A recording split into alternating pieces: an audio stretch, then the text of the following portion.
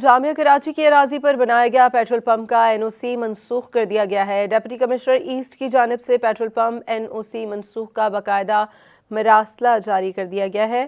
جامعہ کراچی کی اراضی پر petrol pump کا NOC منسوخ کر دیا گیا ہے۔ مزید بات کریں گے ڈان نیوز کے رپورٹر سید وسیم سے۔ وسیم، کیا وجوہات بتائی گئی ہیں NOC منسوخ کرنے کی؟